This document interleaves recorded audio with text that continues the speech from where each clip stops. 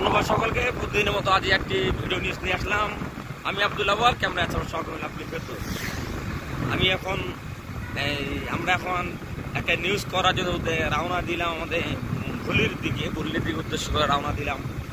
আসলে যে যেতে যেতে চিন্তা করলাম যে রাস্তাটি একটু ফাঁকা রয়েছে এবং যে পরিমাণ গরমের যে তাপদাহ চলছে তাতে অতিষ্ঠ সাধারণ জনগণ, খেটে খাওয়া মানুষ থেকে শুরু করে ছোট বাচ্চা থেকে যে পরিমাণ গরম রয়েছে তারা কিন্তু থাকতে পারছে না।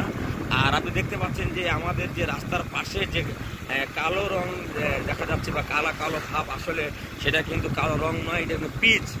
আজকে কিন্তু গত কয়েকদিন 4 দিন থেকে যে পরিমাণ গরম রয়েছে, আজকে কিন্তু সকাল থেকে কিন্তু আপনার মানে সকালে যখন রেকর্ড দেখেছি তখন কিন্তু 38 ডিগ্রি তাপমাত্রা ছিল। এখন কিন্তু কিছুক্ষণের মধ্যে কিন্তু 39 চলে আসলো।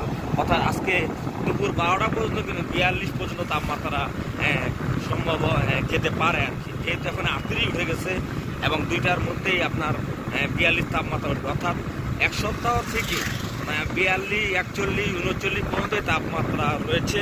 আসলে কেউ কিন্তু বুঝতে পারতেছে না যে পরিমাণ রোদ চলছে। যে আমরা কিন্তু সচরাচর এগুলা রিপোর্ট করি আপনার গরম মৌসুমে, অর্থাৎ এখন কিন্তু বাংলা ভাদর মাস শেষ হওয়ার পরে আশ্বিন মাস, অর্থাৎ এই আশ্বিন মাসে আমাদের একটা কথা বলে চারদিকে পানি থই থই, আশ্বিন মাসের দমকা হাওয়া এবং হালকা বৃষ্টি, ঝিরঝির বৃষ্টি আসে, কিন্তু সেটা কিন্তু তেমনটি দেখা যাচ্ছে না।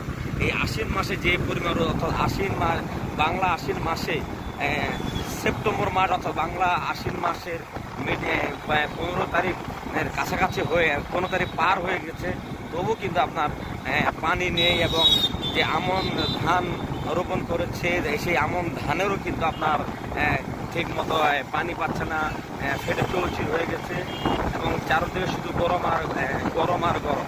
এ বিষয় নিয়ে আমরা কিছু গরিব অসহায়ের সঙ্গে কথা বলেছিলাম যে যারা খেটে খায় তারা বলছে আমরা গরমের জন্য ঘর থেকে বের হতে পারছি না, দিনও চলছে না। যারা দৈনন্দিন খেটে খায় তারা কিন্তু খুব কষ্টে জীবনযাপন করছে।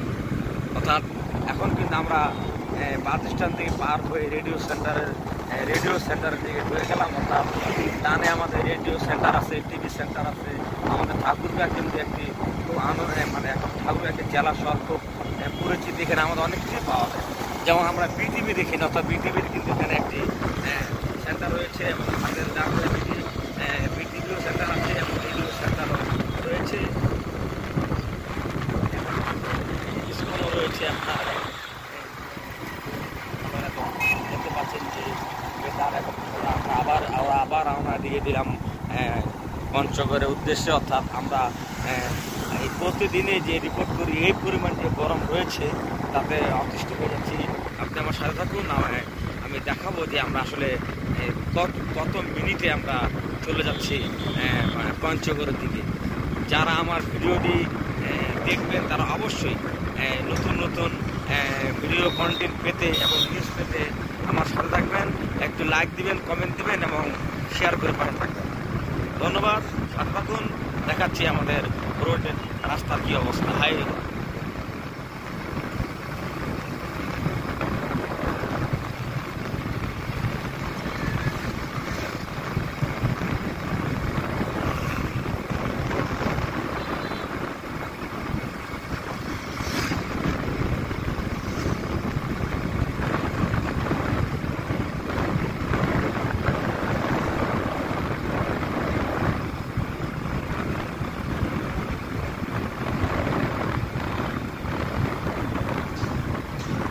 তাদের সালামদর পার হয়ে এটা কিন্তু সিংপাড়া বলে।